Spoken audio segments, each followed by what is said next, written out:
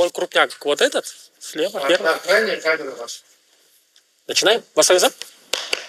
Армысыз құрметті көрермен, коммент шоу бағдарламасы алғаш рет біз эфирде міне коммент шоу форматында сіздердің алдарыңызға шығып тұрмыз. Ербол Қайыров, Есешенсұлы, Әлімжан Асқар осы үшеуміз, және бүгін бізге қонаққа бір өте танымал кісі, мықты бапкер келейін деп тұр. Жақсы әңгіме айтып жаңалықтарды талдаймыз деп отырмыз. Қалайсыздар? Наурыз мерекесі құтты болсын, амансыздар ма? Бірге болсын.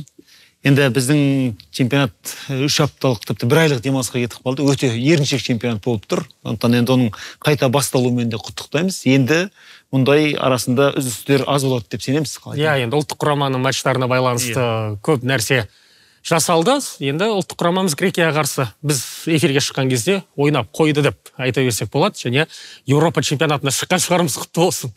Бұйырса. Солай деп күтейік, иә. Ереке, қалайсыз өзіңіз? Жақсы, жаңа Астанадан келдім, енді осында болам. Түнге дейін, түнде Грекияға ұшамын. Алла қаласа жеңіс әкелеміз деген ойдамын. Қиын болады, бірақ та тырысамыз. Астана қалай, суық па? Суық емес. Шаммен +2, -2. Мына жақта жаңалықтар талқылайық. Бүгін осы бізге дайындап берген күшті қызық жаңалықтар бар, соларға пікірлеріңізді білдірсеңіздер. Килиан Мбаппе жаңағы суық дегенге байланысты Қазақстан астанасында күн жылы деп тұрсыз, ал Тұманды Альбион астанасы Лондон қаласында суық дегенге келеді.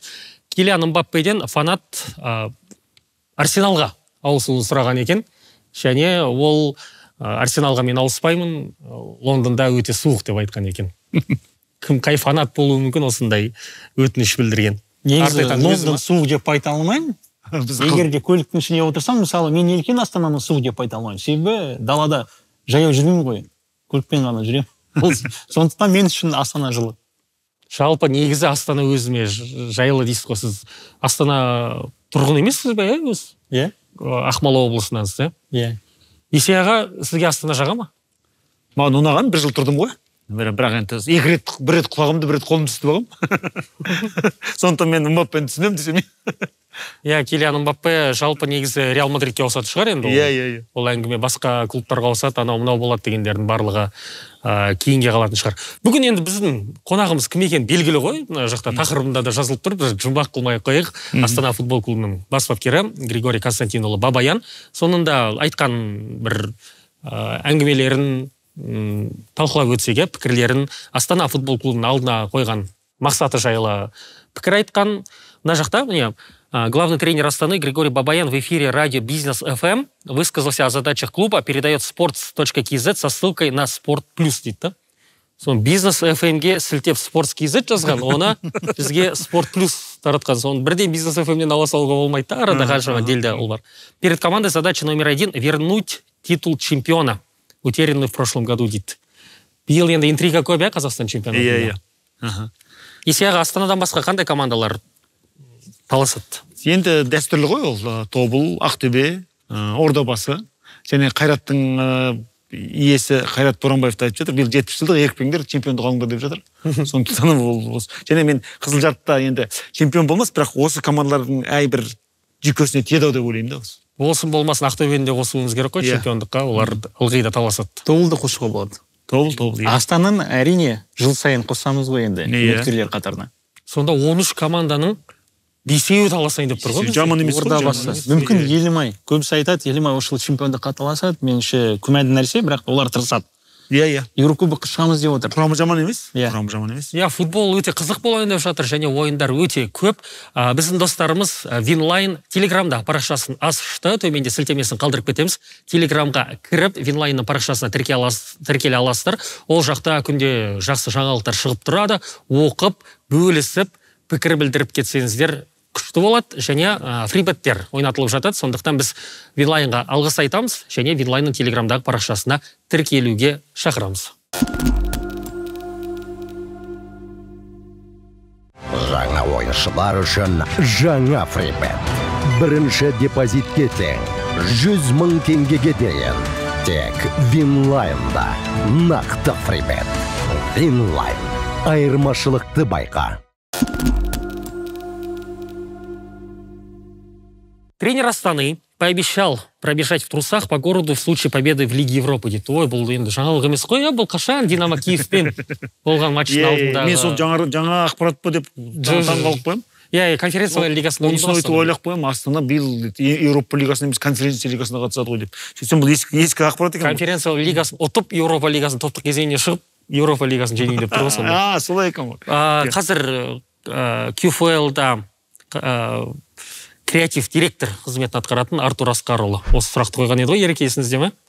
Сонда егер мен Еуропа лигасын ұтсам, онда Астана қаласында іш киіммен жүгіріп өтуге дайынмын дейді. Астанада суық, іш киіммен. Бірақ сонда да осы айтқан уәдесінде тұрып, керемет болады деп ойлап отырмын. Сізде бір екі жаңалық оқып жүрсеңіз, Ереке. Астана жайында ма? Сізде бір инсайт бар шығар. Бар әрине, бірақ та оны өзіне сұраймын. Раскердің өзінен, иә? Иә, қазір келеді ғой. Сосын Астанаға бір-екі жаңа ойыншық қосылады ғой. Кезінде анау Жетісу Астана матчында болғанда осындай сұрақ қойдым.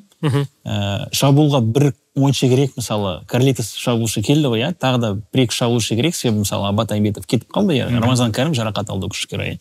Сондықтан да оларға үлкен бір құрам керек, себебі олар 4 жарыстарда өнер көрсетеді.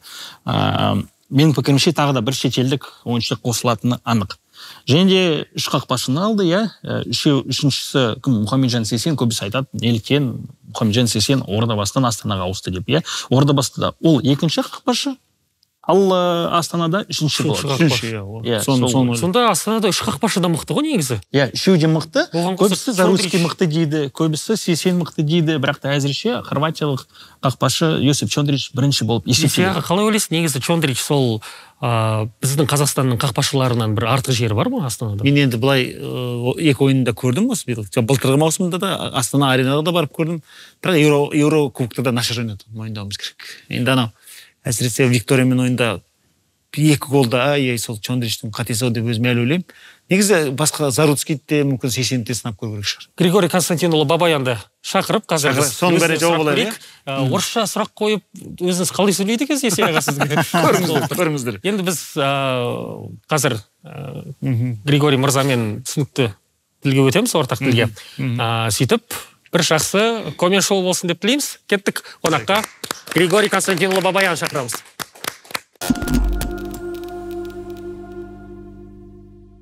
Григорий Константинұлы, добро пожаловать, қош келдіңіз. Добрый день, спасибо большое за приглашение. Как вам в Алматы сейчас? Отлично. Родной для вас город, да? Родной город, да, погода радует. Можно пошутить, что родной город и для Астаны. Можно, да. Но погода нас не радует местных. А правда, что вы топили из Алматы, когда выбор стоял между Шымкентом и Алматой? Да.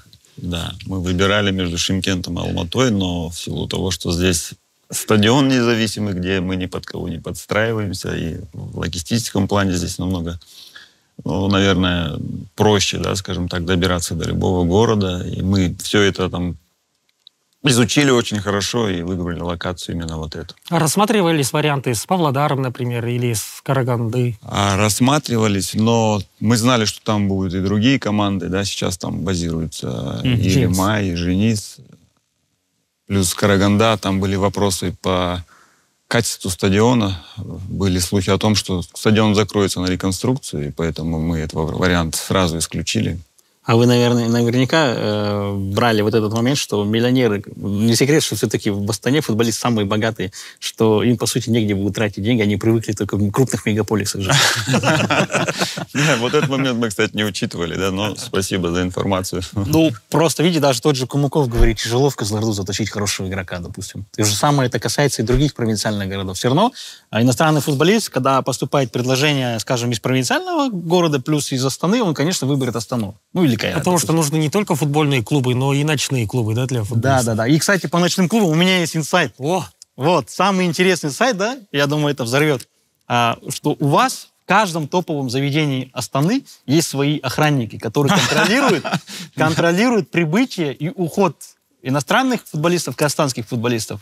Ну, давайте так. Во-первых, футболисты туда не ходят. Это факт. Перед играми 100%. Когда я пришел в Астану, я сразу сказал так: ребята, у меня есть информация, что вы любители там куда-то сходить, где-то посидеть, да.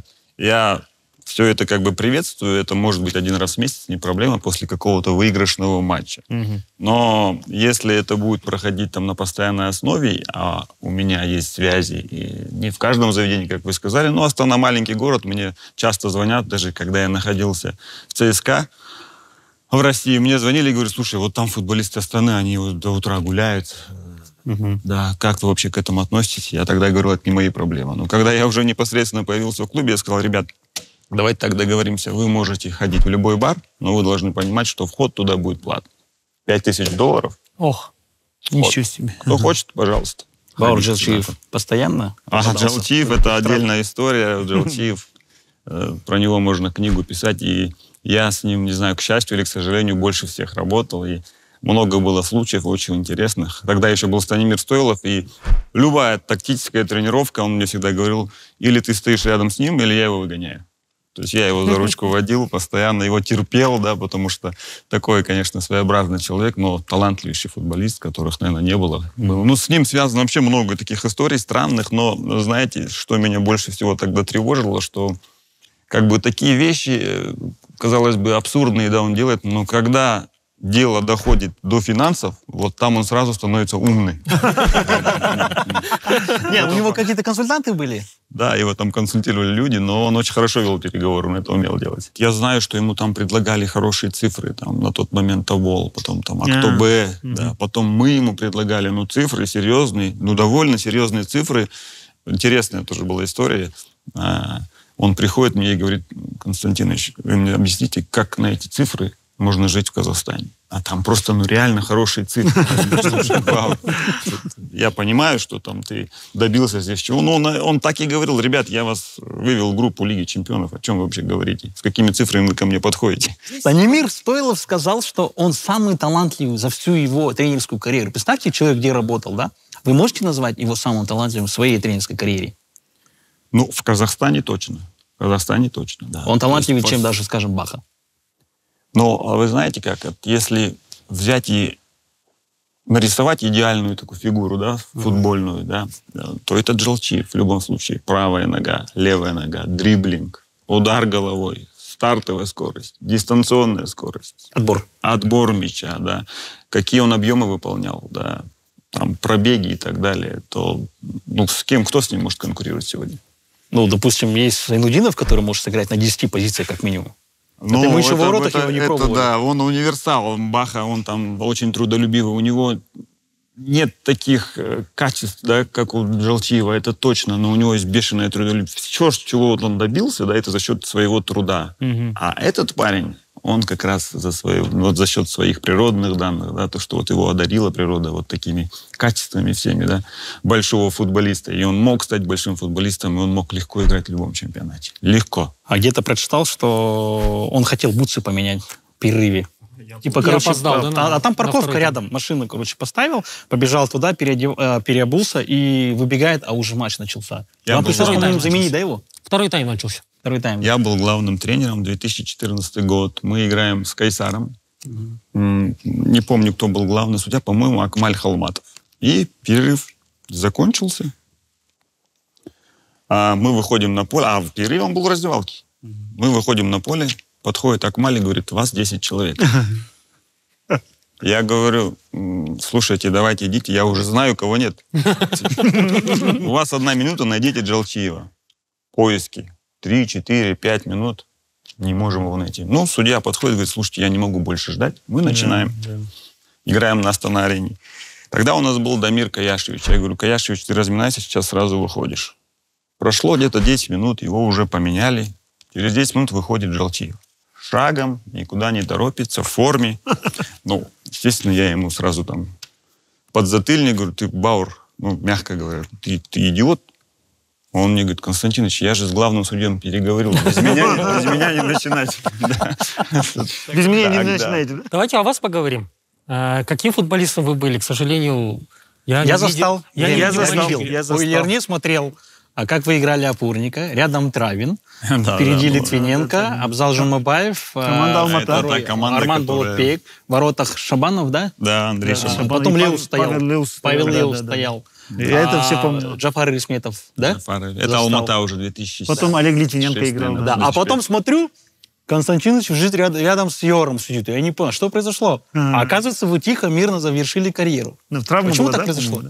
Ну, давайте так. Первое, я в 2015 году уехал в Германию, и весь юношеский футбол до 2021 года я провел в Германии.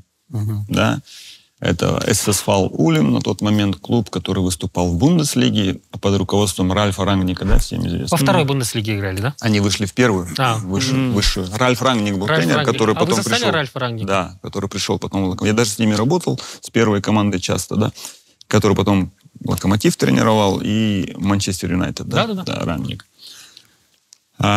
Затем команда вылетела, я тогда был в юношеском футболе, вылетела из высшего дивизиона во второй, потом еще ниже, у них забрали лицензию. Я вернулся в Кайрат. Полгода я поработал в Кайрате, и потом был такой амбициозный проект, вы наверное, помните, Цесна. И у них была задача выйти из первой лиги в высшую. И я был Ерлан Уразаев, мы тогда были, все были остальные ребята 86-87 года, да, молодежь, и мы там с ними пытались выйти в высшую лигу. Тогда мы с задачей справились. И Жан Сергазин в воротах стоял. И Жан Сергазин уже следующий год стоял в воротах, да. И потом мы вышли в высшую лигу, и тогда команда называлась Алмата. Это уже после Цесны. И мы играли в высшей лиге. Я играл, да, на позиции опорного полузащитника, но тогда уже приехал иностранный специалист. После Эдгара Гесса приехал Антониус Йор. А у меня знание языка. Я знал немецкий язык, да. И я помогал с переводом, но, находясь в Германии, я уже вел там эти конспекты тренировок. Я вам говорил, что там в Германии так был в нашем клубе процесс построен, что перед каждой тренировкой тренер объяснял, и мы записывали, что мы сегодня будем делать и для чего эта тренировка. Вы уже тогда знали, да, что в будущем будет тренировка? Но мне это нравилось. Мне это нравилось, я все это анализировал, я все это для себя записывал, да. И когда приехал Антониус Йор, и мне предложили быть таким играющим тренером, да. То есть я помогаю с переводом, плюс провожу тренировки и еще и играю. Но 2-3 месяца это работало, ну а потом я понял, что, тяжело. Плюс я получил там травму икроножной, выбыл на 2 месяца. И потом я уже полностью начал перестраиваться. Мне эта работа всегда очень нравилась, да. И работа с иностранным специалистом. И вот так, это как бы были мои первые шаги в качестве помощника главного тренера. Я тогда еще занимался и переводом, да, и на пресс-конференциях участвовал. Доводил мысли тренера до там, болельщиков. Да. А как вы в Германию попали? Как появился вариант с Ульмом? Вариант появился там. У нас была такая незапланированная поездка с отцом. Я ездил в гости. А на тот момент я был в сборной Ю-15. И просто там договорились о том, чтобы я поддержал форму в одном из клубов Германии. Вот это был Ульм. И я там провел 7 тренировок. Да. И после 2 тренировок мне сказали, слушайте, давайте, ты в порядке, оставайся. А я был, технично, с мячом хорошо работал. Давай, оставайся. А там как? В Германии эта информация, она быстро разлетается, там много очень скаутов. И я говорю, слушай, если я здесь в Ульме, так сразу, давайте попробуем куда-то повыше. Совершенно верно, совершенно верно. И меня приглашают в Баварию. Пройти стажировку, попробовать, чтобы там на меня посмотрели. Я туда приезжаю, мне 15 лет, а я приезжаю и работаю по возрасту 15-17 лет, где собраны лучшие футболисты, да. И я выхожу на тренировку, это 1996 год, да, по-моему. И здесь мы тренируемся, а здесь на соседнем поле основа. Там бегает Клинсман, Шоль, там, не знаю. Кан, Эффингер. А для меня это, что год, сами понимаете, да, все эти ребята, да, я просто был в шоке.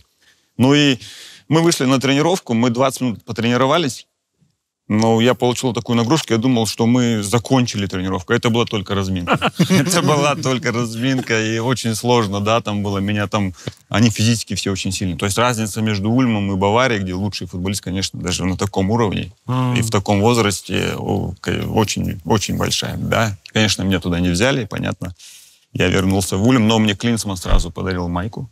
Я туда подошел на тренировку, посмотрел тренировку, подарил майку. И затем я вернулся Волю вернулся в Казахстан, закончил 9 класс, мне прислали предложение, и вот так я попал в Германию. И в 95-м году или в 6-м, да, я уехал, провел там 7 лет, прошел вот эти все ступени юношеского футбола, дошел до 2-й команды, ну и потом вернулся в Казахстан. Долгое время считалось, что Григорий Бабаян — это идеальный ассистент главного тренера. Сейчас как? Ну, я не знаю, просто люди говорят, вот, допустим, что вы всегда можете все по полочкам разложить, с футболистами переговорить, знаете языки. Ну, наверняка же амбиции совершенствоваться как главный тренер. Постоянно ездить на стажировки. Да. Вот. Ну, в качестве там ассистента главного тренера, да, я понимаю, что у меня абсолютно другая была работа, да, и я старался делать так, чтобы любой тренер, тот же Станимир Стоилов, чтобы он не занимался теми вещами, которыми он не должен заниматься, да, то есть в плане организации, да, мы всегда старались, да и сейчас тоже я этим занимаюсь, стараюсь делать так, чтобы любой футболист чувствовал себя комфортно. Ты заходишь в раздевалку, ты должен чувствовать эту обратную связь. Я понимаю, что не хватает сегодня футболистам, да, и сейчас также, да, на Хантенгре мы там говорим, нам нужно вот это, сделайте нам вот это, да. То есть и Хантенгре немножко в шоке от наших требований, они очень высокие, да, и я и к себе так отношусь, и футболистов так заставляю делать. То есть они должны понимать, что они здесь, в большом клубе. Мы должны создать для них все условия, но взамен они должны давать результат. Это, наверное, есть разница между тренером и менеджером. Вот. Менеджер — это тот человек, который занимается всеми процессами. Я не должен там конкретно этим всем заниматься, но я должен этим управлять, да, я должен там направлять, подсказывать, контролировать, я должен в этом разбираться, да, сегодня в современном футболе я думаю, что это важно, поэтому какой я ассистент, мне сложно сказать, но эту всю работу я делал. Вы, наверное, очень требовательны сейчас к своим ассистентам, да? Им, наверное, сложно работать. Я и к себе очень требовательный, и к ассистентам, и к футболистам, и они это чувствуют тоже. И я им говорю, ребят, вы просите все, что вы хотите, да, мы все условия для вас создадим. Если где-то, я там часто ездил на стажировки, причем стараюсь в разные страны всегда ездить, чтобы изучить культуру разных стран, да, и все лучшее, конечно, в рамках наших финансовых возможностей переложить там в наш казахстанский футбол, да. Я им, ребятам, говорю, давайте вы все, что вам нужно, мы вам все это сделаем, чтобы завтра не было разговоров, да, и чтобы ты тоже чувствовал. Мы говорим, Астана большой клуб, но он должен быть большой. Это не только там раздевалка, не только стадион, это весь клуб. Поэтому это очень важно, нюансов и мелочей не бывает. Это вот касательно как раз выбора между Чимкентом и Алматы, да, там очень много нюансов, где ты понимаешь, что вот это ты там сделать не можешь. А как футболист у вас не осталось недосказанности? Конечно. Особенно да. сборная, да, наверное? Да, и в сборной, и первые там 2-3 года вообще было сложно, потому что ты так смотрел и думал, ты еще здесь можешь поиграть. Да. Но тогда... все ваши ровесники там играют, добиваются? У меня еще другая была проблема. Я приехал с идеальных полей. Я приехал из Германии, где там в каждом городе там 20 стадионов, они все идеальные. Я приехал сюда. А в Ульме сколько стадионов было? Сколько полей? У нас было 7 полей. Ничего себе. 7 полей, да. Но в городе было порядка 25-30. Да, и ты сюда приехал, ты здесь добираешься на кукурузниках, прилетаешь, а там поля нет. Ты сюда выходишь, и там сразу на первой тренировке, я помню, я получил травму. У меня просто мышцы были не готовы к этому, да. Здесь сколько, вообще даже об этом говорить не хочется, да. Поэтому вот в этом отношении, да, проблемы были, и они есть и сейчас, честно говоря. А напомните, почему вы из Германии вернулись из Ульмы? У клуба забрали лицензию. И клуб вылетел из второй, сначала был в высшей лиге, потом во второй лиге, и они вылетели в 6-ю лигу. В Оберлигу, да, это называется? Вниз. А других вариантов не было в Германии? Был у меня. Я еще 1 год был в 4-й лиге, играл в команде Биберах тогда. Надо в Википедию добавить. Какая команда? Биберах. Да, она тогда была, да. Но все-таки это не совсем профессиональная лига, да, и тогда мне поступило предложение из Кайрата, и я вернулся сюда. Здесь полгода поиграл в Кайрате, и потом этот проект Цесна меня туда забрали. Вы работали помощником главного тренера сборной Казахстана при Арно Пайперсе. Только что там еще был. Да. Мирослав Вераник был еще. При Арно Пайперсе, когда работали, вам было 27 лет, да? Да. 27 лет вы были тренером сборной, где играли Самат Смаков, Андрей Карпович. Было такое, да. Каково это быть ассистентом главного тренера в таком возрасте? Ну, во-первых, это, конечно, бесценный опыт. И сейчас ты, конечно, осознаешь, что бы ты сделал тогда по-другому. Да? Но это, во-первых, огромная честь для меня, да, работать в сборной Казахстана, да, и даже в качестве ассистента тогда было это очень приятно, да. Я мало работал при Пайперсе. Мы работали вместе в Алмате, в футбольном клубе, да. Пайперс тогда тоже у нас работал. Я больше помогал, но со Шторком мы работали, с Биранником мы работали, да, и это были мои как бы тоже первые шаги и первый такой опыт международный. И нужно сказать, что опять-таки в сборную при Пайперсе я попал больше из-за того, что я знаю язык немецкий. Да, то есть... Вас можно сравнить с Жозе Мourinho, да? Ну, по регалиям нет. Когда я вот завершу свою тренерскую карьеру, вот тогда можно будет сравнить и сказать. И Лигу конференцию выиграете. Да, дай бог. Дай бог. В сборной, когда тренировал Арно Пайперс, наши первым добились, да, хорошего результата, да? Это был их потолок или... Ну, во-первых, смотрите, Арно Пайперс был первый иностранный тренер, который приехал сюда с такой западной культурой, да, там много очень контактировал с ребятами, да, он такую атмосферу создал, которую до этого никто не мог создать в сборной, да, ну что-то, наверное, похожее, то, что сейчас в сборной. Да, то есть там отличная раздевалка, да, условия, там тогда, да, были хорошие футболисты, Смаков, там, Балтиев, Москалиев, Карпович, там, ну, много было футболистов, да. И я не скажу, что он какой-то там сильный тактик, но он вот это умел объединять, да, и результаты были соответствующие. Он там поработал пару лет, да, вывел команду там на другой уровень, но сложно сказать, что бы было, если бы он продолжил работать, потому что последние 4-5 матчей под его руководством, они были не самые лучшие. Я не знаю, с чем это связано. Россию проиграли 0-6, да? Ну, там не только это поражение. Россия, это был товарищеский матч. проиграли да, еще, там, Хорватии. да, там просто по качеству было видно, что, ну, это опять мое как бы субъективное мнение, что, ну, как-то... Пика достиг просто уже. Прогресса уже не было больше, да.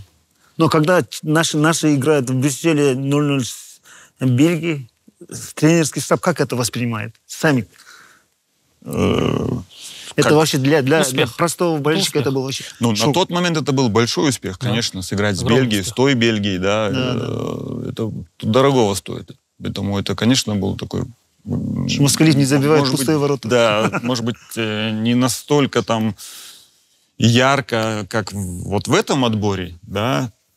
Мы набрали порядка 18 очков, и сейчас о нас, по-моему, говорят абсолютно все. Но тогда это были только первые шаги и первые такие серьезные очки, которые мы набирали в Европе. А какие взаимоотношения были с футболистами?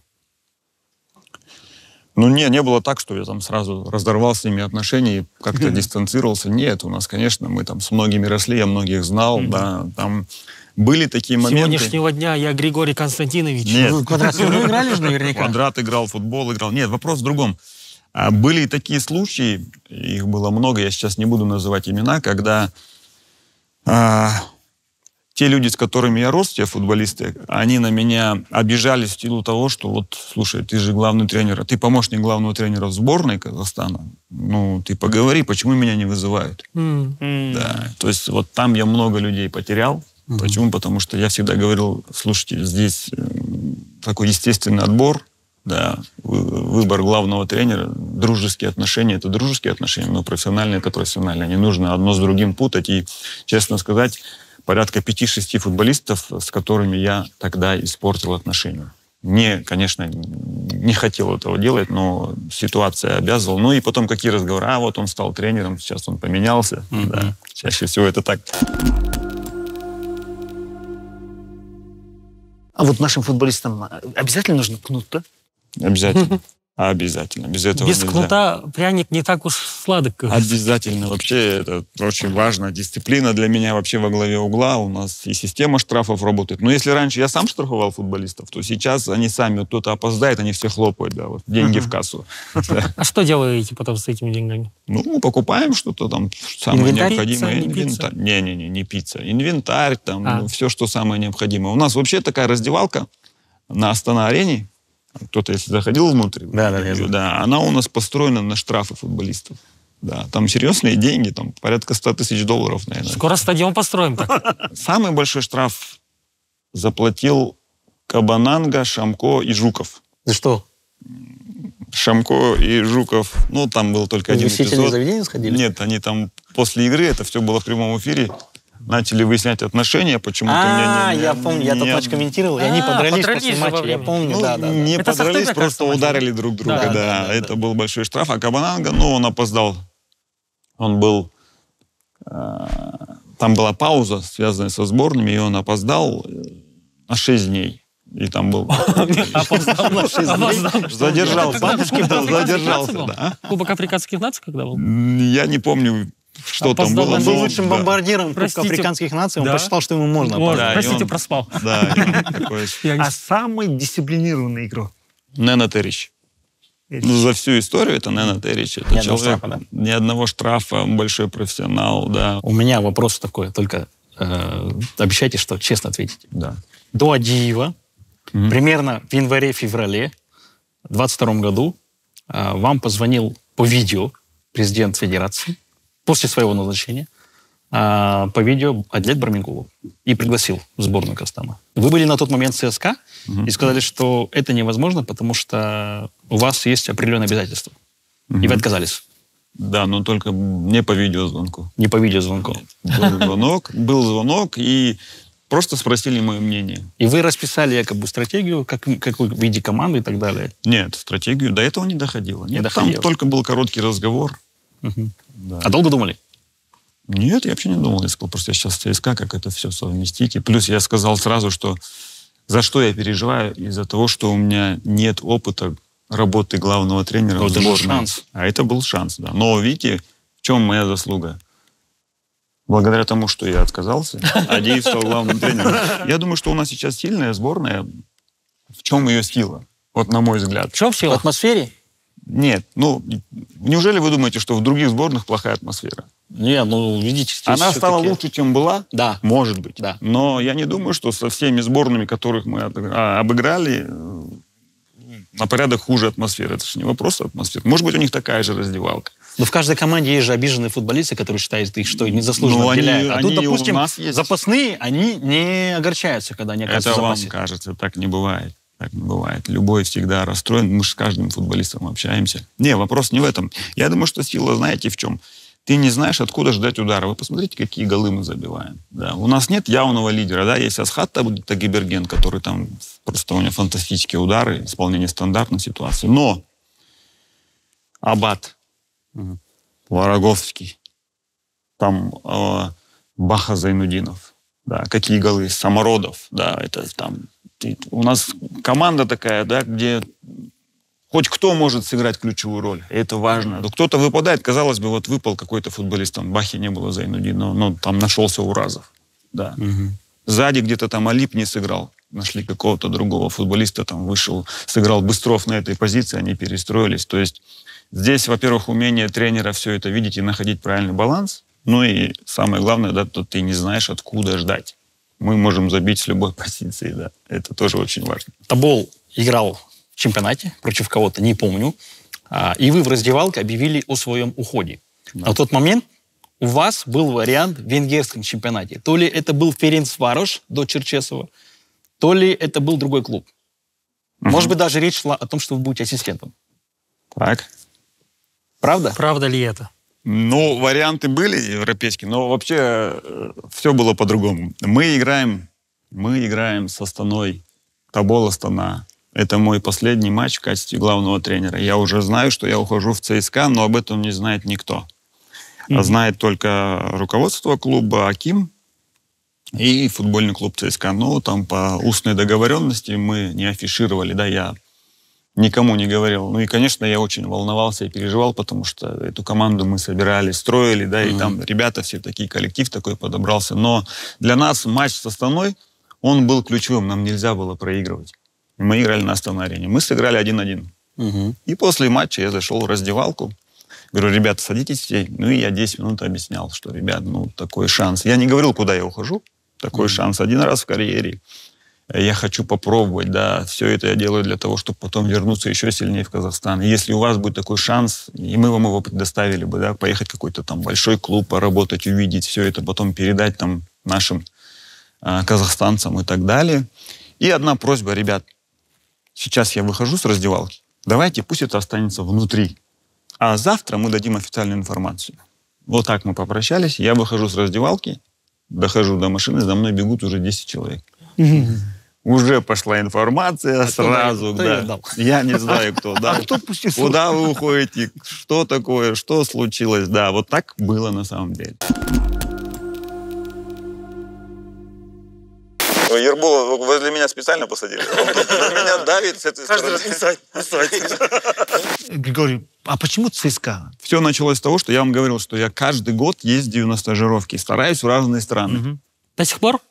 Ну, последние 2 года вот не ездил. Последняя моя стажировка была в ЦСКА, да. А до этого, до ЦСКА я был там в Севилье, потом в Лацио, да. Ну, в общем, разные страны. Но всегда была проблема попасть в Россию на стажировку там любого клуба.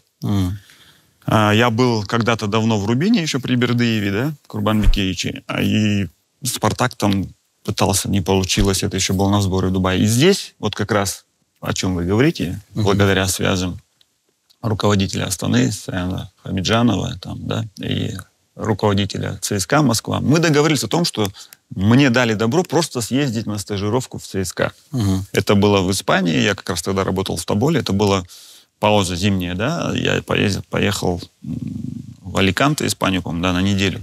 Да. И вот там я посмотрел первую работу под руководством Гончаренко, как выстроен клуб изнутри, как они проходят сборы, как у них выстроены внутри все абсолютно процессы, да, у меня не было никаких ограничений, да, мне дали эту всю возможность, да, и в конце сборов у меня запросили информацию, вот что я увидел, плюсы и минусы, опишите. Ну, и я все это им описал, да, все плюсы и минусы, да, ну, и все, я им это сказал и уехал. И в июне месяце вот поступил звонок. Поступил звонок от Романа Бабаева, генеральный менеджер, генеральный директор футбольного клуба ЦСКА. Они ищут ассистента, им нужен тренер. И... Нам нравится ваша фамилия, говорит. Да, Бабаев. нам ваша фамилия нравится, мы почти родственники. Внешне похоже. Да, внешне похоже. Бабаларымыз. Да. Не знаю, что их там подкупило. Я там много минусов описал в их работе, там, на сборах, потому что, ну, я не стеснялся говорить правду, да, как вы, кстати, тоже, да. И, может быть, им это понравилось. И, ну, я на тот момент, конечно, сразу отказал. Почему? Потому что команда Тобол идет там в лидирующих позициях. Впервые в истории может стать чемпионами. Мы там боремся с Астаной за первое место с Кайратом.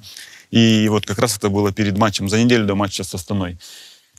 И я сначала ответил нет, затем прислали официальное письмо в клуб, а там было написано: футбольный клуб ЦСКА всячески вас просит, мы готовы идти на партнерские соглашения в плане обмена опытом и так далее и тому подобное. Да, я переговорил с руководством клуба, с Акимом. Аким сначала сказал категорически нет, потом сказал: слушай, я подумал, во-первых, это большой шаг для всего казахстанского футбола, там представитель казахстанской там тренерской системы, да, поедет представлять там нашу страну, и с Кустаная в ЦСКА, это тоже очень громко. Давай, я думаю, надо ехать, надо попробовать. Ставим там Сашу Москаленко, он доведет твое дело до конца. И довел, да? Все получится, не переживай, давай. Но просьба одна, пока никому не говорить, у нас впереди важный матч.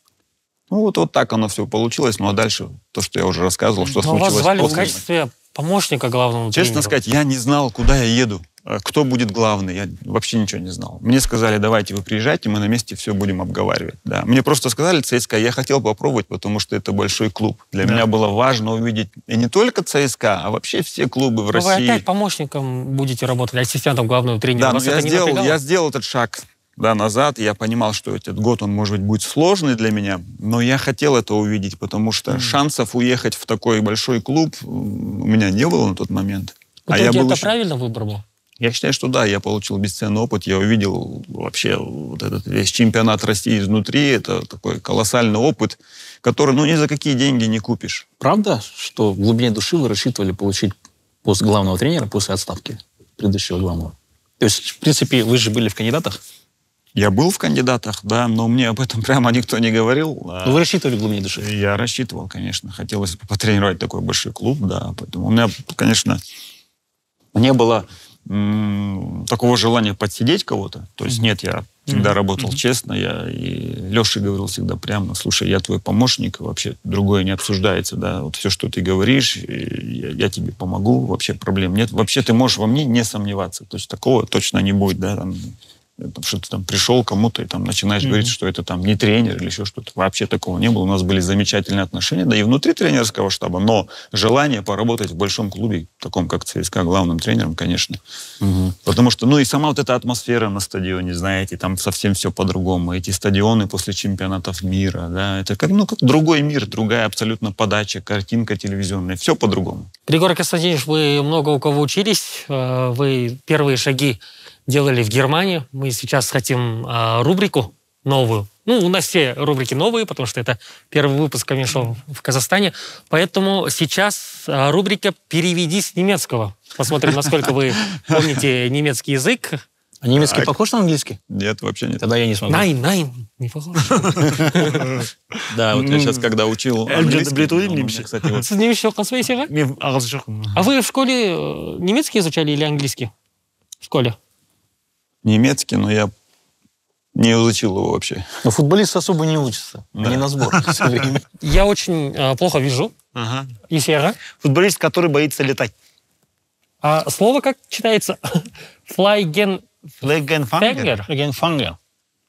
А, это 4 ответа. Да-да-да. Я думаю, первый. Нет? Потому что слово флай похоже на английское. Ерик, fly. прочитайте. Фенгер Все это варианты. тот, который там, он ловит. Да. Да. А флигн это летать. Ну, как это? Я такого слова вообще первый раз слышу. Ну, давайте выберем. Футболист, который боится летать, вратарь дырка, ошибающийся защитник, тренер без лицензии. Может, вратарь дырка, если вы... Ну, давайте вратарь дырка. Подходит как будто, да? Это правильный ответ? Знаете, фангер что-то Следующий. похоже на пальцы. Базовый остался, видите. Давайте этот по-немецки вы читать будете вы. Эльфметр чистен, но это серия пенальти. Серия пенальти, Да. несправедливый пенальти, отмененный пенальти и высокий наблюдающий. Да, серия Тоже можно поделить же, да, слова здесь? Сложное слово? Ну, Из нескольких слов состоит? нет, это одно слово. Одно слово? Эльфметр шибен? Нет, это здесь как раз два слова. Эльфметр это 11 метров, чистен это бить.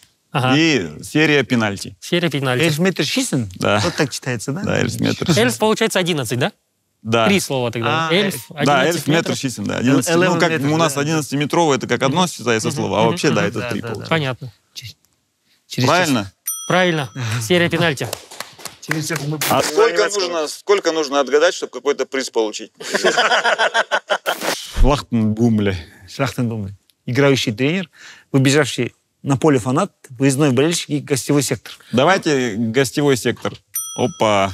Выездной болельщик. По сути, Ну, мне кажется, да, да, да, по да. смыслу-то близкое словосочетание. Потому что да? выездной болельщик где сидит? Да. В гостевом В секторе. гостевом секторе. Кройц, Шлиц, Шраубенцир.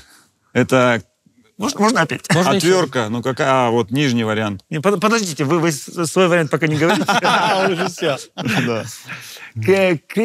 Крестовая связка, Да. крестный отец, крестовый поход, крестовая отвертка. крестовая отвертка. Как читается слово? Кройц, Шлиц, Шраубенцир. Шраубенцир это тут как раз отвертка. А вот Кройц это крест. Крестовая отвертка. Вариант 4. О, здорово. Я бы связка ответил. Думал, Спасибо. все про футбол здесь.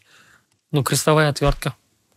Айнбанштрассенфутбол. Это футбол с односторонним движением. Есть Что? такое? Есть. Да, есть Односторонний первый движение. вариант. Первый вариант стоит. Ну, это...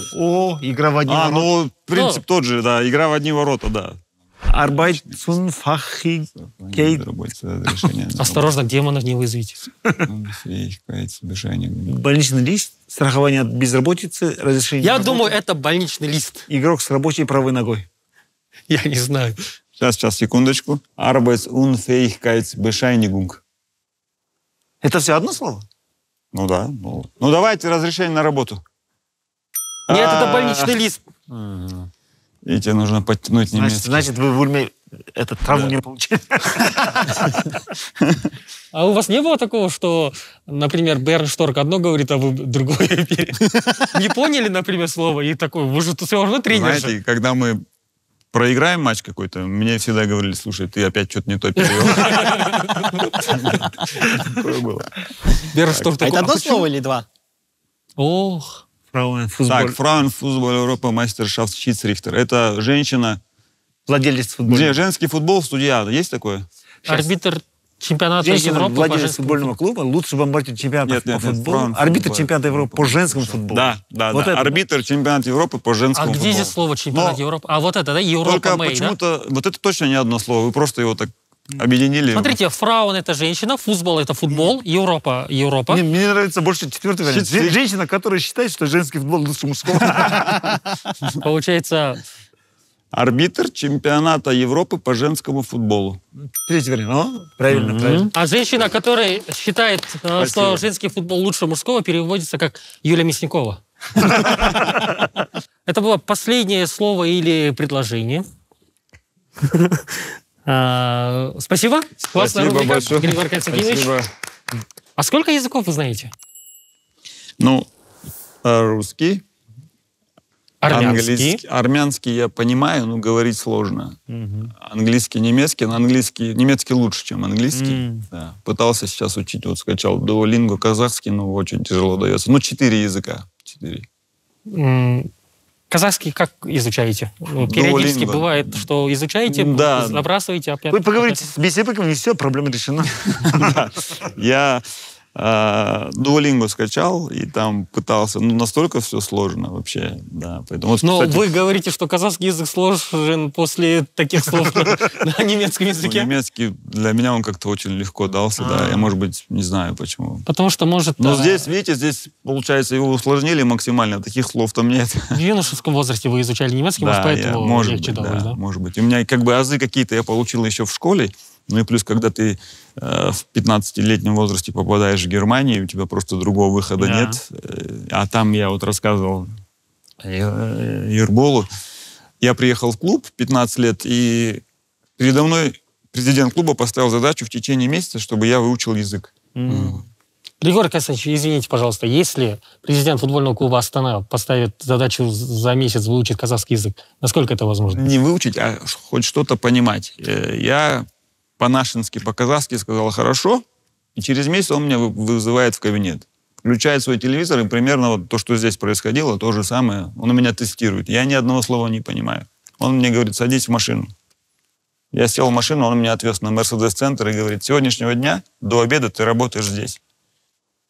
Учишься немецкому языку, и через месяц мы проверим твои знания. Ну, естественно, это такой был ход, заставить меня учиться, да, я там сразу нашел себе репетитора, там, и через месяц я уже понимал, о чем он говорит. Поэтому, тут, то есть там не церемонятся, да, тебе поставили задачу, но нужно учить.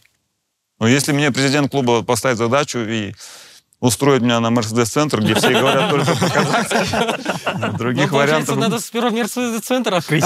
Не, у нас есть, да. Ну, чтобы там работали только казахскоязычные, да, чтобы мне быстро все это освоить. Болмаса ауылға бір айға. Да, ваул, да, это проще. Ваул тоже. прям вариант. центре. Все-таки в Астане есть Спортцентре. футболисты, которые в основном на казахском говорят. Допустим, когда они между собой разговаривают, вы понимаете? Ну, когда про меня, да. Он баған екен десе, я понимаю, говорит.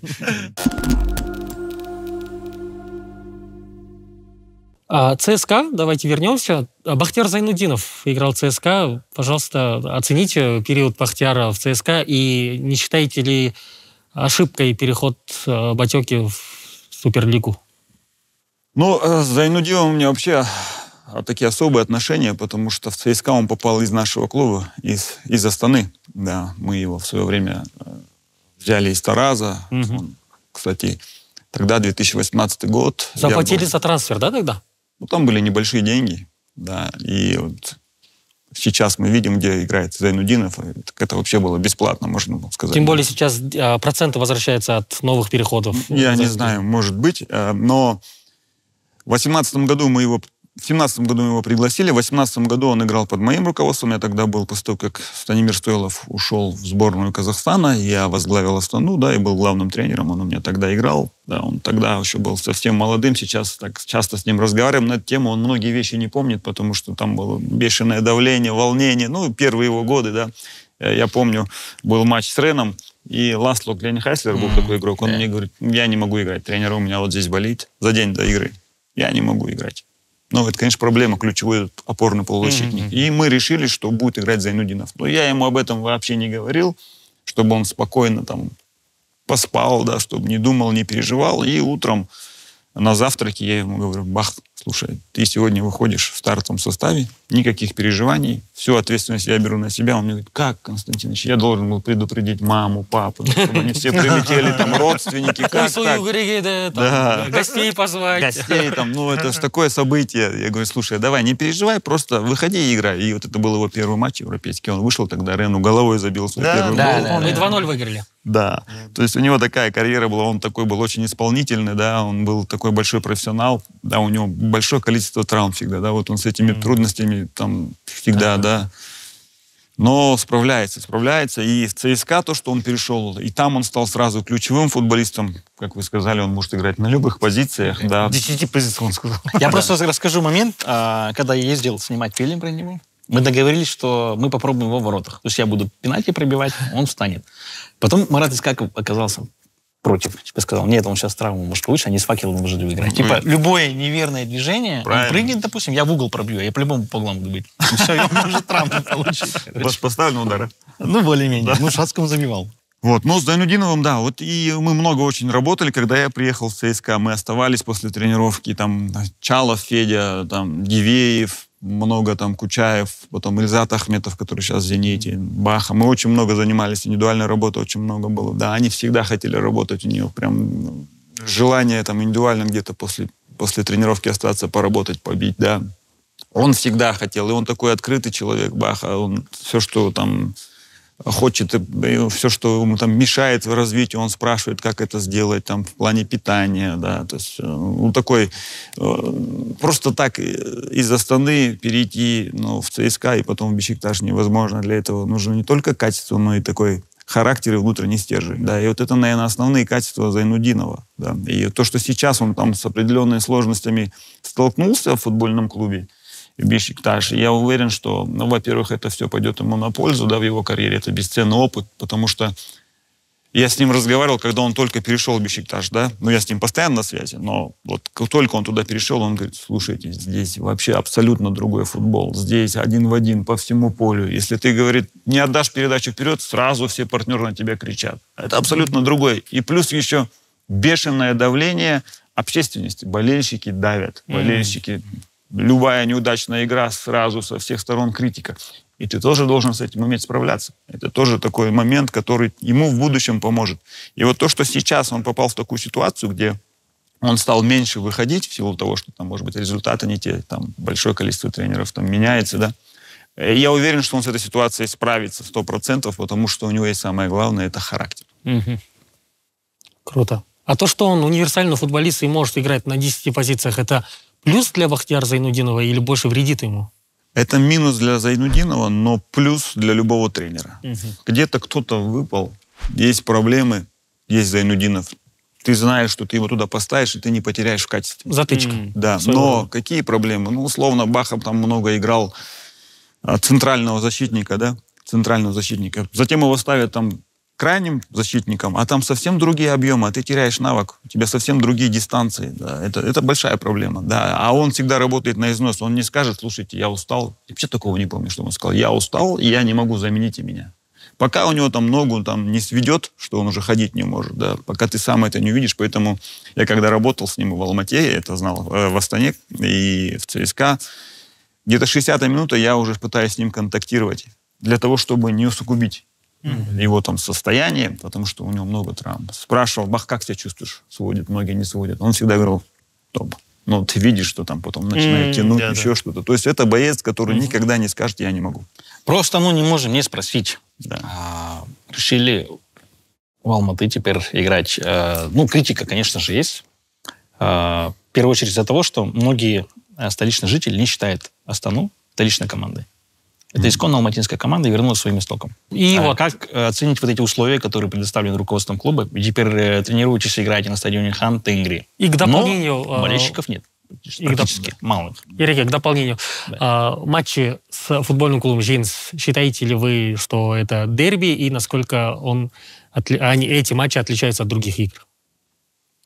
Ну, по поводу Алматы и наших болельщиков, и нашего стадиона, конечно, мы себя очень комфортно чувствовали в Астане, на нашей арене, да, при наших болельщиках. Эта тема нас очень сильно беспокоила. Ну, откровенно говоря, у нас не такая армия болельщиков, как у Чимкента там, и у Актобе, или у Кайрата, да. У нас их гораздо меньше, но это те люди, которые нас любят, искренне за нас переживают, и они вот сейчас на матч с «Женисом», да, они приезжали, нас поддерживали, там им руководство клуба организовывало, там, не знаю, на чем они там добирались, ну, чтобы они нас поддержали, да, но, конечно, родной дом есть родной дом. То есть, как бы ты здесь, что бы ты здесь ни построил, никогда тебе это не заменит там Астану-арену и родных болельщиков, и вот эту ауру на нашем стадионе. Это факт. Да, мы здесь стараемся создать все условия, там, привлечь наших болельщиков. Сейчас там я говорил про брендирование, сейчас мы работаем над тем, чтобы там мы себя чувствовали комфортно на стадионе, что ты туда заходишь, и там есть ну, такой дух Астаны, да, вот эти фотографии там, с нашего стадиона, наши болельщики, мы это все сейчас занимаемся этим процессом. Но ты не можешь сказать, что ты себя на 100% чувствуешь комфортно. И, по сути, мы все абсолютно игры в этом году играем на выезде. У нас нет домашних игр, да? Ну, официально это так. Поэтому в этом, конечно, есть большой минус. А что касается матча с «Женисом», если бы мы играли на Астана-арене, то это было бы настоящим дерби, мы бы его почувствовали, да, там бы была совсем другая атмосфера, ажиотаж, там, болельщики, да, акустика, стадион большой. Здесь, да, но... Все равно как-то, ну, мы это так не ощутили. Это был как, не скажу, что рядовой матч, это был первый матч, конечно, понятно, две команды из столицы, но такого накала сильного, как это было бы на Астана-арене, не было. Тот факт, что я слышал, что вы чартерами, гостиницами в том числе занимаетесь, там бывает, контролируете эти все моменты. Контролирую, но не занимаюсь, да. Это о чем говорит? О том, что вы гиперответственны или не хватает специалистов все-таки, которые могли бы взять на себя вот эту работу? Ну, нет, я, наверное, хочу, чтобы... Осторожно, на вопрос не хватает специалистов. Опасно ответить можете. Специалистов хватает. Вопрос не в специалистах, да. Вопрос не в специалистах. Вопрос в том, что я хочу, чтобы команда жила и летала, и у них были такие оптимальные условия. И если этим будет заниматься кто-то другой, вероятность ошибки, она велика. Не потому, что он сделает это там специально, а просто у меня может быть требование другое, да, и видение другое абсолютно. Поэтому для меня очень важно, как команда добирается, как она живет, да, где она там живет, что она там ест и так далее. То есть мелочей вообще в футболе не бывает. И тут меня раньше упрекали, что, слушай, ты что везде лезешь? Ну, занимайся своей работой на поле. А это же все связано. Одно без другого абсолютно не работает. А вы даже контролируете, чтобы тот или иной журналист не должен присутствовать на пресс-конференции? Нет. Да. Приходил молодой парень, который работал в тот момент в «Женисе». Вы таким образом его захантили в клуб, потому что он потом уже в Астану перешел. Нет, вообще не так было. Смотрите, там ситуация абсолютно другая. То есть человек, пресс-атташе «Жениса», да, он на тот момент был. «Женис», как его... Ерген, да. Хороший парень, да, у нас с ним прекрасные отношения, тогда были хорошие. Но он заходит и задает там вопросы, потом на разборах матча на ТВ участвует, да. И он такие вещи говорил, и у меня складывалось впечатление, что он вообще игры не смотрит, да, и просто выполняет чей-то заказ. Да, вот он просто критикует в одностороннем там порядке, да, давит постоянно Астану. Да, понятно, что он «Женис», мы с одного города. И я только сказал, что, ребят, ну это ненормально. Ну где такое может быть в Европе, что пресс-атташе там, я тогда сказал... Видите, в Европе пресс-атташе получает хорошие деньги. У нас вынуждены на 2-3 работать. Интер и Милан, да, вы сказали? Да, ну вот условно пресс-атташе Интера пришел на пресс-конференцию Милана, он там перед тем, как заходить, снял майку Интера, одел... Мета-рейтингс или что? Да. Ну, условно, Мета-рейтингс. И вот он теперь пресс-офицер Мета-рейтингс, и он задает вопросы там тренеру Милана. Ну, я думаю, такое нигде недопустимо. Или вы со мной не согласны? Я согласен абсолютно. Да, я вот это только сказал. И все. И то потом, когда мы вышли, я ему говорю, слушай, у меня лично против тебя вообще ничего нет. Все, поэтому мы там пожали руки, у нас вообще никаких проблем не было. Я не знаю, с чем связано его там, не знаю, увольнение, или он сам ушел, как это все там происходило, я не знаю. Но вот в начале года мне звонят и говорят, вот есть такой парень, мы хотим его взять в клуб. Мы просто хотели узнать ваше мнение. Вот вы вообще не против, потому что у вас с ним был конфликт. Я сказал, у меня с ним не было никакого конфликта. Я только сказал свое мнение, как это должно работать. А то, что это хороший парень и сильный специалист, и молодой специалист, который хочет развиваться, это факт. Давайте, конечно, возьмем. Вот так было. Вот по поводу Томасова, да, он в свое время, и теперь он лидер команды, да, но ставит в упрек, что вы его без конца ставите основной состав, да. И вот после игры с Женисом, после игры с Жицу я прочитал все это. Но я как комментатор, как футбольный статистик, я жду, когда он забьет 100-й гол в составе Астаны. Вы тоже как тренер ждете, да, или... Но вы имеете в виду, что сейчас он 100-й забьет и сядет на скамейку? Нет. Просто я жду. А он этого знает и поэтому не забивает гол. Да, это, кстати, моя мысль была, да. Нет, ну, Томасов, да, понятно, что в силу там своего возраста, да, уже 36 лет, его все там критикуют, да, и он сам поднял планку, я ему об этом постоянно говорю, вот так поднял планку, все ждут от него, что он каждый год будет забивать по 20 мячей, будет отдавать по 15 голевых передач, но я скажу так, у нас есть там цифры, да, пробеги и так далее. Хуже в этом компоненте он не стал. Да, меньше забивает, но вы не забывайте, что ему стали уделять гораздо больше внимания на поле. Да, его один держит, второй страхует. И за счет него научились против него да, играть. но за счет этого у нас есть больше пространства там. Там у того же Астанова появилось там пространство, да, особенно в первом матче было много. Да, к сожалению, мы этого не видим. Но мы, журналисты, должны это объяснять, видеть. Да, конечно, но и я вам вот поэтому и объясняю. Да. Но это не так, что Марин Томасов это тот футболист, которого там нельзя обменять или его нельзя не ставить в состав. У меня такого вообще нет. То есть должны понимать, что авторитетов там в футболе, тем более там в команде для меня не существует. Мне не важно, сколько ему лет, абсолютно. И Марин об этом знает, я ему прямо об этом говорю. И сейчас я его 2 раза менял. Да, это проблем нет. И в стартовый состав не могу не поставить, не могу его использовать в качестве джокера. Вопрос, кто на этой позиции на данный момент лучше? Это самый главный вопрос. Я постоянно анализирую то, что люди пишут. И болельщики, и журналисты, и комментаторы. И у меня сложилось впечатление, что в том году вы были самым критикуемым казахстанским тренером. Обычно тренеры сборной критиковали, да? Сборная играла, выстрелила, да? Вы вышли в группу, то есть задачу минимум выполнили, но все ждали, видимо, что вы еще из группы выйдете в Лиге конференции. Шансы-то были. Да, шансы были. Или хотя бы не так плохо сыграете. Откровенно говоря, очень плохо играла. Мы не тянули на тот уровень. А вы знаете, шансы... То есть вы как с этим давлением справлялись?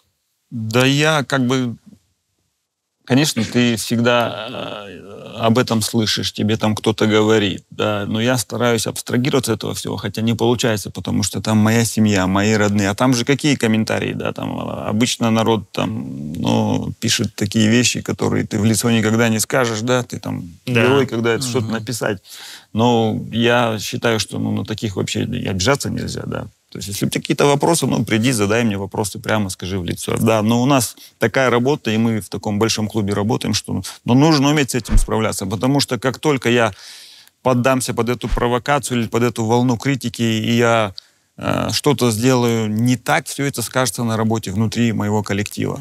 Да, то есть тренер — это лицо команды, я должен уметь держать удары. Я футболистов тоже всегда учу, ребят, все, что там пишут в прессе, мы их профессию уважаем, но вы не должны как-то поддаваться этому влиянию, потому что, вы с вашей работой легко можете любого футболиста там развернуть в любую сторону, правильно же, да? Там, пару там каких-то материалов, и все, да, и он потеряет там голову. Поэтому я их учу, чтобы они понимали, что мы, ребята, в одной лодке, вы стараетесь думать больше о своих делах, о наших задачах, а все это остальное, это пресс-конференции, там мы разберемся, мы там ответим. И за результат в конечном итоге отвечаю я. Что касается наших результатов в Европе, да, мы вышли там в группу Лиги конференции. Там, когда мы набрали 4 очка с Балканами, у нас был шанс выйти из группы только в том случае, если мы обыграем Динамо Загреб дома. Да. И у нас все шансы в первом тайме были, когда мы не забили пенальти. Да, вы помните, был очень хороший первый тайм. Но в силу того, что у нас чемпионат закончился там уже 40 дней назад или месяц назад, у нас отсутствовал ритм. И мы понимали, что ставку нужно делать на первый тайм.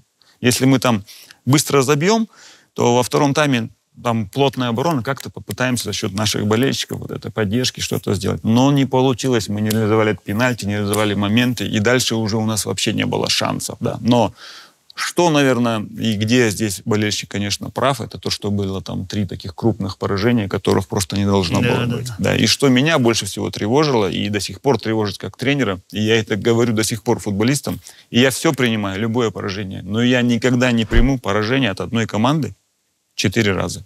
Угу. Вот это для меня большая проблема. То есть вот здесь я не увидел прогресса, который должен был быть, да, то есть там, казалось бы, да, мы какие-то хорошие игры играем, но в то же время, знаете, если возьмешь статистику, там по количеству ударов нам многие мячи залетали, которые не должны были залетать. А когда такое происходит, значит, что-то делаешь неправильно и ты, и это не только ты, это и внутри клуба, да, то есть когда это все работает, что значит вообще фарт в футболе? Вот многие говорят, сборная, там, фартит, да, там, и так далее. Ну, что значит фарт? Это говорит о том, что все люди на своих местах делают все правильно. Иначе мячи не будут залетать. Да. Перебью. Перебью. Говорят, время у нас заканчивается. Вы можете задержаться чуть-чуть? Минут 15-20 еще? Потому что вопросов очень много еще. Завтра у нас 2 часа тренировка, я поэтому время есть. До 2 до завтра могу здесь сидеть спокойно. А, да?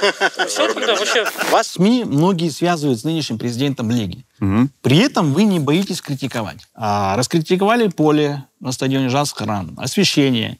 Теперь говорите, что чемпионат закончился рано. То есть, если бы чемпионат проводился до ноября, да, вы были бы в игровом тонусе. Да, были бы шансы. И не только мы, и сборная Казахстана. И сборная Казахстана. Да. Тем более формат меняется, Еврокубков меняется, дольше да. будет. То есть мы каждый год уже стараемся играть в группе. Может быть, стоило чемпионат проводить до ноября, до второй половины? Ну, я об этом не раз говорил. Ну, во-первых, меня связывают с Рафаэлем, да, это мой троюродный брат. Да, у меня с ним там хорошие отношения, но я и не скрываю, у меня были прекрасные отношения и с Рохусом Шохом, и с Алжасом Абраевым. Да. То есть здесь не вопрос вообще родственных отношений. Как это вообще можно связывать одно с другим? Вы же можете продавить какое-то решение, допустим, в интересах Астаны. Например, какое решение? Ну, по календарю, допустим, нужно перенести матч, вы можете позвонить и в лигу, и потом уже в стан соперника. Ну, вот при Алжасе Абраеве, да, мы там переносили порядка 6-7 матчей. Ты договариваешься с клубом, просто с клубом договариваешься, клубы между собой, и выбираешь даты. И все, если 2 клуба согласны, ты можешь перейти. То есть для этого родственные связи вообще не нужны. Для чего? Родственные связи в стане соперников нужны. Да. То есть по поводу качества полей, да, ну, вы сказали, или вы, что вы были на Жаскаране? Я был на стадионе. Мы оба были. Я задал вопрос, помните? А вы потом начали отвечать. Да, то есть, ну, если поле не соответствует стандартам, если оно там неровное, если мяч постоянно дробит, оно травмоопасное, и на нем нормальный, качественный, современный футбол играть нельзя, ну, почему об этом не говорить? Эти вопросы нужно поднимать, да, потому что, ну, болельщик приходит, он ждет от нас качественного футбола, да, одно дело ты там обороняешься, играешь какой-то оборонительный футбол, другое дело все говорят, ну, слушайте, вот они там не играют атакующий футбол или не забивают много, ну, у нас было большое количество моментов даже для этого поля, да? Но сколько времени уходит на обработку мяча на таком поле, играя на таком поле, конечно, это выгодно любой команде, которая обороняется и играет против Астана. Ну, это же нормально. Как в целом оцените работу QFL сейчас? 13 команд играет в лиге. Ну, трансляции, ну, здесь, наверное, нужно сказать, что пока что еще разницы, вот по первым 2 турам сложно сказать. Я знаю, что там они поменяли сайт, там запустили сайт, я знаю, что там пригласили какую-то там российскую, да, компанию, которая там об этом писали, по крайней мере, что там трансляция должна быть лучше. Но, наверное, все-таки вопрос качества картинки зависит от инфраструктуры нашей. Да. Вот если ты даже с мобильным телефоном, да, айфоном будешь снимать там, условно там, игру сверху на стадионе ЦСКА Москва, то там совсем будет другая картинка, если даже съемка будет хуже. Вот здесь, наверное, вопрос инфраструктуры. А то, что там, ну, добавили камеры, там, конечно, время покажет, рано еще о чем-то говорить, оценку там не мне давать. Но в целом там идеи-то все хорошие, но как их все воплотить в жизнь? Потому что болельщик, он видит, мы играем в футбол на Жаскаране, сзади там автобусы ездят, там машины ездят. Да. То есть атмосфера абсолютно не футбольная. Да. И поэтому здесь страдает картинка. То есть картинка — это не качество, а то, что видит болельщик. Вы же по этим же картинкам делаете аналитику, да? Анализ матча Ни делаете? в коем Нет, у них случае. технические Ни в коем операторы же случае. у вас есть. Если мы по этим, то мы будем машины анализировать, как они снимают. А нам... Там же не видно все поле. А техническая съемка, мне нужно перемещение всей команды. А тут же следишь за мячом. Тут совсем по-другому. Константинович, вопрос такой, самый часто задаваемый вам в прошлом году по Чондричу. Вы сами сказали, что залетало тогда, когда вы даже не ожидали. То есть не так много ударов было по воротам. Наверное, это связано с тем, что вратарь не выручал. Может быть, в некоторых эпизодах вы ожидали от него большего. Теперь 3 вратаря. Муха Сисен присоединился к вам. Для чего так? Вы солить собираетесь в вратарей? Ну да, хороший вопрос. Смотрите, по поводу Чондрича в том году, да, были как раз несколько эпизодов, моментов, где он должен был выручать, не выручил. Да. Но мы понимали, что это наша такая основная позиция, мы его выбрали как первого вратаря, и ему нужно было дать эту уверенность, да, потому что у него есть все качества, чтобы быть первым вратарем в Астане. Ну, это наше мнение, да. Вы можете не согласиться, можете согласиться. Я просто один пример только приведу. Да. Смотрите, в Реале Тибо Куртуа получает травму. Они выписывают из Челси Ариса Балагу. Есть еще свой Лунин, который уже был 3-4 года. Они играют попеременно, и уже ближе к концу сезона определяется, кто действительно лучше. И Лунин объективно выиграл эту борьбу. Вы также могли на той дистанции запустить обоих вратарей, и там уже Саша мог бы доказать. Мы так и делали. В Кубке играл постоянно там Саша. Ну, как бы он не играл ни в Кубке, успешно все равно он в КПЛ не выходил. Ну да, но вот смотрите, по поводу сравнения, да, там условно в каких-то отдельных эпизодах, потому что то, что Саша Заруцкий хороший вратарь, это даже не обсуждается, иначе он бы не был в Астане, да, это понятно. Это сильный вратарь. Но мы выбрали Чондрича в силу того, что у него есть свои плюсы, там, может быть, в игре ногами он там лучше, да, потому что у Саши, может, чуть реакция лучше, да, ну, там есть плюсы и минусы у каждого вратаря. И мне нужно дать вратарю уверенность, он должен чувствовать, что он первый вратарь. Ты не можешь постоянно варьировать, там, искать первого вратаря, да, ты же тем самым нарушаешь этот баланс, это спокойствие, плюс это все потом передается на команду, да, это очень важный момент такой, но это не говорит о том, что вот Чондрич номер 1, это не обсуждается, нет, это не так, там есть такая живая конкуренция, поэтому мы выбрали в том году Чондрича, он очень много таких мячей, которых он не должен был вытаскивать, он их тоже вытащил в том году, таких очень много было игр, да, но изначально там его много критиковали, я с ним тоже разговаривал, там, что, слушай, ничего, ты вот работа, это вообще не твоя проблема, это часть твоей профессии, ты пришел в большой клуб, и ты должен уметь с этим справляться. И он справлялся, в основном справлялся, да, если в процентном соотношении, наверное, 80% и 80% там в играх он то, что должен был вытаскивать, вытащил, да. Вот эти 20%, они, может быть, и были ключевые, которые там раньше вытаскивал, там, Ненат, да, такие, которые, казалось бы, невозможно вытащить, он вытаскивал. Это тоже очень важный момент, да, но это все приходит с опытом, нужно время. Сейчас добавился Сисен. Вот поэтому вопрос такой, у вас свой Подымский, приезжает Сисен, вы сами его звали или попросили взять? Я сам его позвал. Как попросили? Бывает, что люди общаются, что там... Нет, у нас такого нет, уже попросили кого-то. Нет.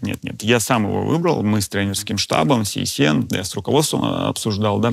Я считаю, что это вообще будущее. 25 лет у него есть все данные, казах наш местный. И мы его не взяли как третьего вратаря. Это не третий вратарь. Мы его взяли как вратаря, это боевая единица, который должен с ними конкурировать. И если он завтра посадит Чондрича, то от этого выиграем только мы, Астана. Там будет живая конкуренция, пожалуйста. У него все качества есть в будущем стать первым вратарем Астаны. Это 100%.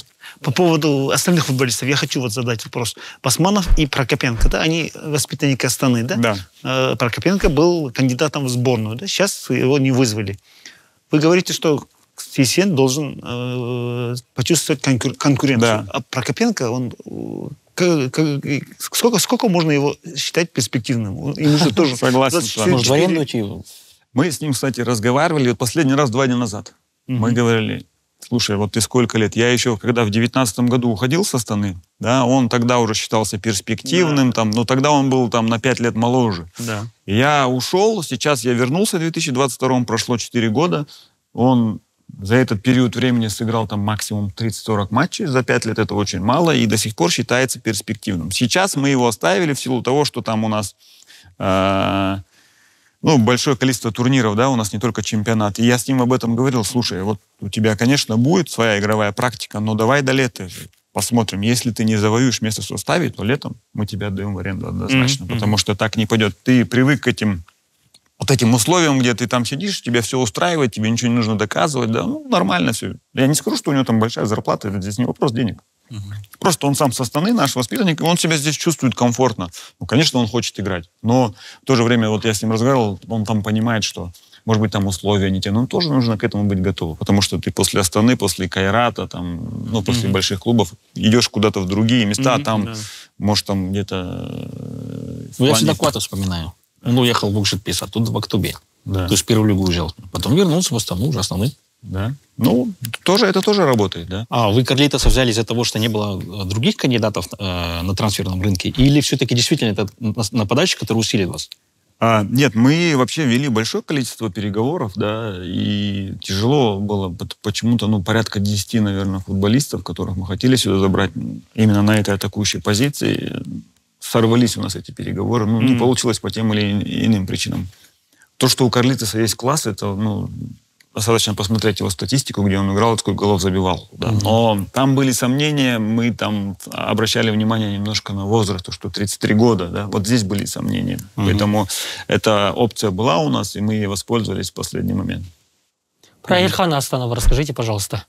Очень хорошо сыграл эти 2 тура, обнадеживающий результат.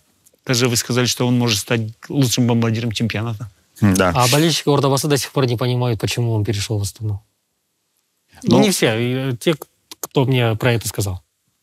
По поводу Астанова, да, человек, который, он, наверное, слишком добрый для футбола, это слишком добрый парень, да. Ему, я с ним сколько разговаривал, нужно учиться проявлять характер еще больше. Вот в том году, да, он много там проигрывал конкуренции, да. Ты же видишь, ты когда, пытаешься там основной состав определить, ты там многие качества должны, да, там сойтись, да, так, чтобы баланс был четкий, да, там характер, там и атака, и оборона, и там все фазы, чтобы работали правильно, и рост там подбираешь, да.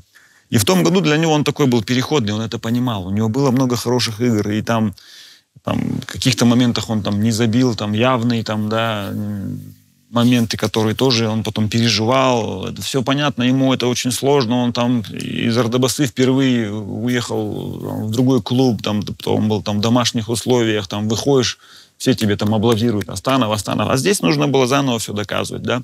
И мы с ним много разговаривали. Потом его в сборную не вызвали. Это тоже для него был большой удар. Он был очень расстроен, да, потому что большое было желание, да. И вот так шаг по шагу, шаг за шагом мы с ним работали. И в этом году на сборах я увидел, что вот он в психологическом плане, да, он так повзрослел, он помудрел. Возмужал. Да, он возмужал. У него начал там проявляться характер. Лидерские качества начали появляться. Потихоньку он приходит к этому, но ему нужно еще добавлять. Он сыграл хорошие матчи, мы его использовали не на свойственной ему позиции первого нападающего, но я ему там варианты давал, что можно было спускаться. И он сам себя чувствовал комфортно, да, и он очень хороший матч первый сыграл. Второй нет, но мы это там списали, там, может, на качество поля, там, плотную опеку и так далее, да. Но в целом, я думаю, что он сейчас двигается в нужном направлении. Мы, конечно, должны дальше развивать его, но многое зависит от него, от его желания еще развиваться. Смотрите, вы всегда говорите, что есть проблемы по селекции, допустим, не всегда вы довольны. Но любой тренер, в принципе, не будет доволен.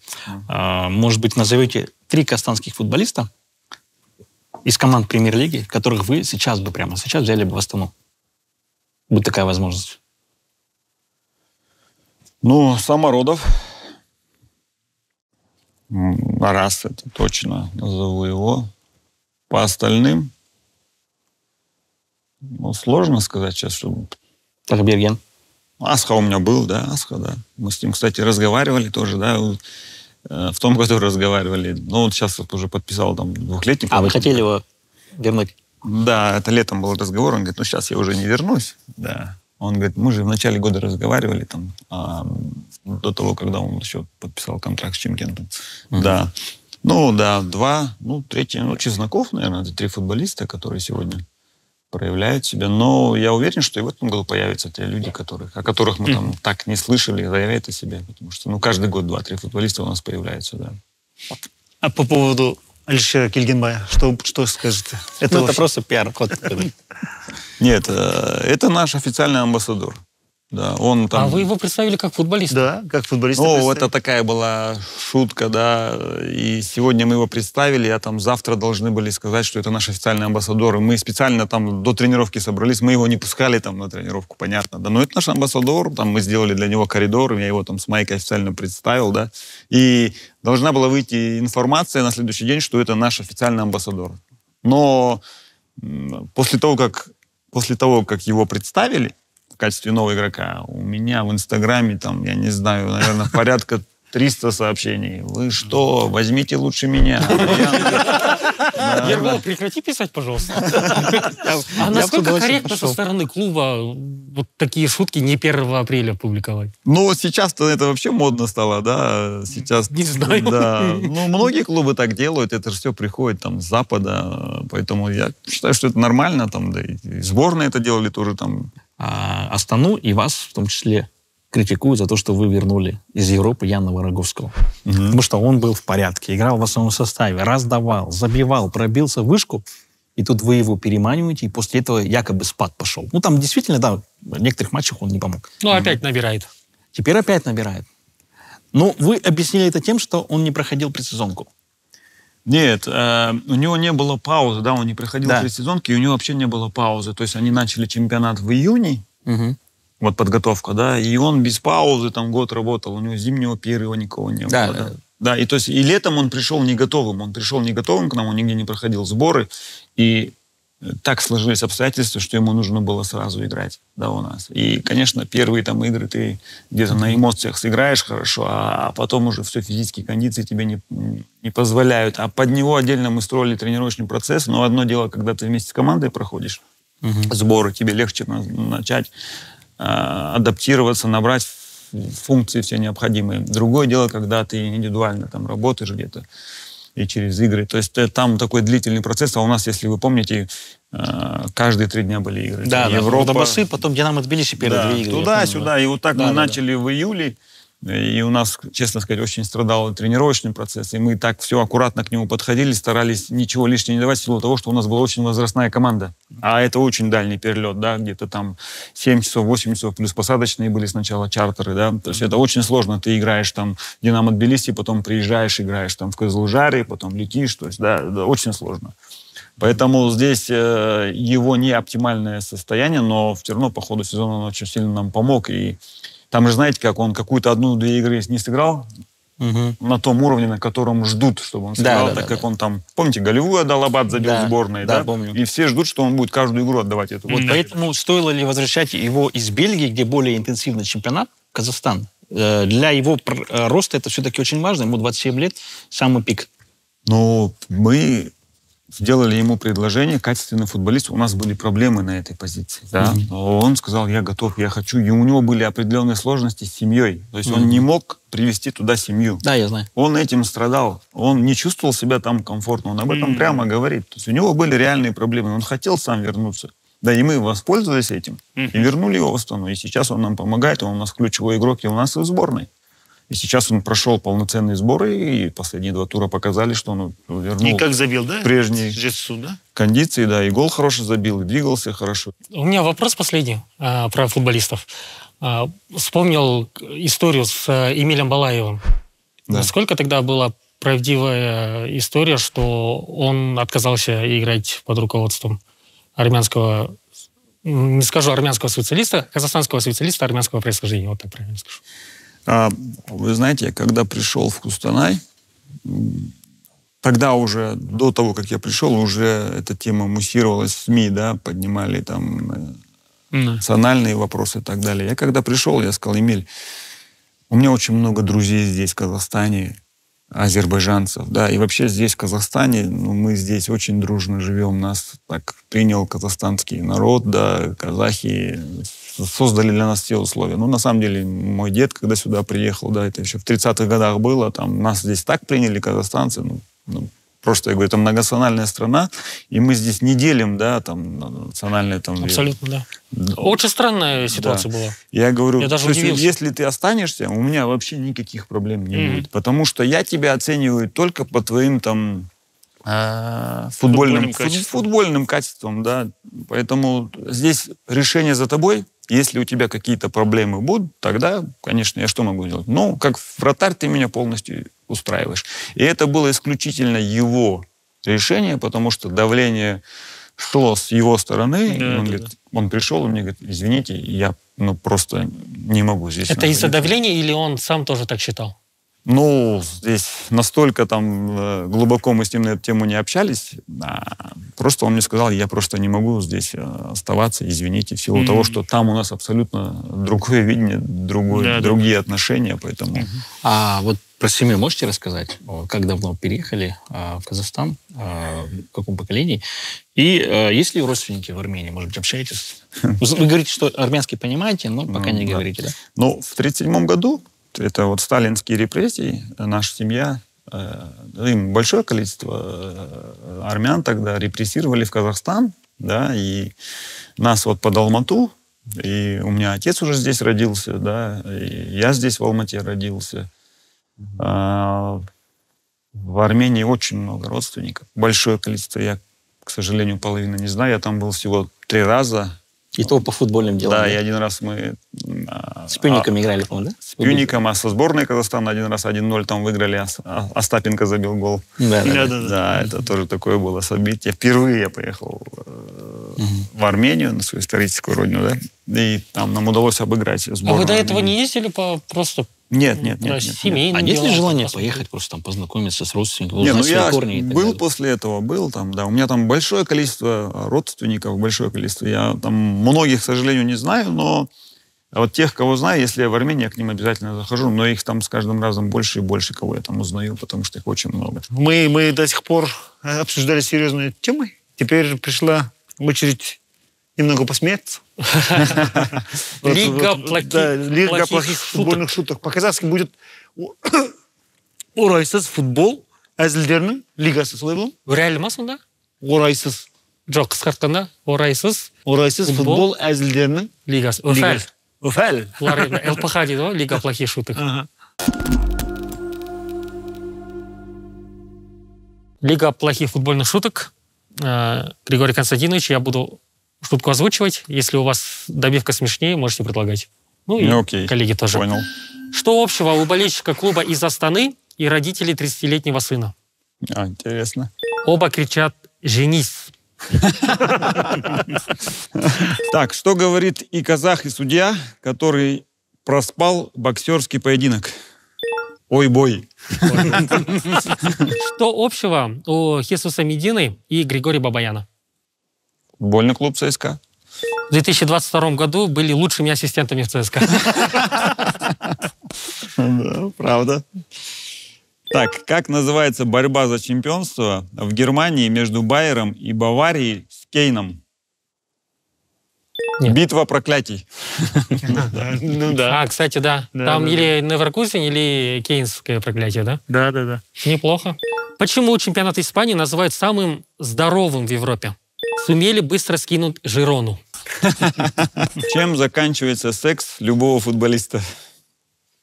Голом, наверное. Я знаю у любого физрука, как заканчивается там. 2, 3, 4 закончили. Вот эту шутку я знаю. 2 коротких свистка, 1 длинный. О, отличная шутка. Я написал. Как еще недавно звали Эльхана Астанова? Ордабасы. Эльхан Назарбаев. Ну, мне кажется, Эльхан Нурсултанов смешнее было бы, да? Опять переименовали в Астанова. А что общего у плохой батарейки и Дани Алвеса?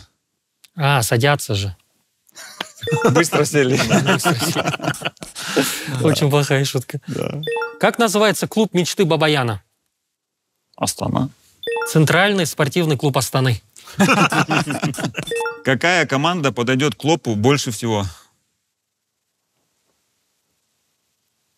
Что-то про клопов шутка, да? Матрасники. Матрасники. Неплохо, да? Атлетико Мадрид. Что общего у матча Ахсу-Кайсар и Репчатого Лука? Без слез невозможно смотреть. Ставил. Браво. Зачем руководство Казахстанской Федерации футбола перед началом каждого чемпионата внимательно изучает расписание чемпионата Испании?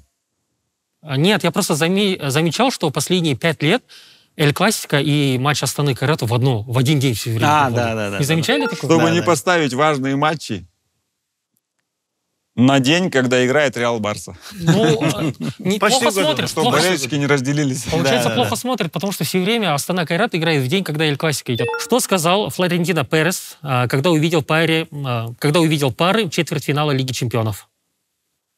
А говорили, что Суперлига плохо. Так, что нужно чемпионату Казахстана, чтобы по рейтингу обогнать чемпионат России? Ничего, Забрать просто всех ждать. легионеров, Просто ждать. Еще немного подождать. Почему налоговая служба Казахстана подозревает Бабаяна в наличии недвижимости за рубежом? Потому что Бабаян сказал, что ЦСКА – это второй дом. Так, еще одна интересная шутка. Как могла бы звучать знаменитая футбольная поговорка в Казахстане? Я даже вам подсказку дам. Мяч круглый, трава Зеленые? Трава курица? разная. Неплохо. Так. Почему у Бабаяна не получилось с Березутскими? Потому что эти русские на одно лицо. Кто больше всего хочет, чтобы Кейн перешел в Астану? Кайрат. Тренер Ордабасы. Очень круто, спасибо большое. Спасибо большое. Спасибо.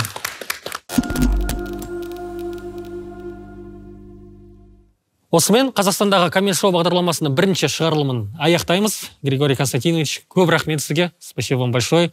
Надеемся, когда-нибудь на казахском с вами запишем, да? Спасибо большое за приглашение. Бүгін мен қиналдым кәдімгі.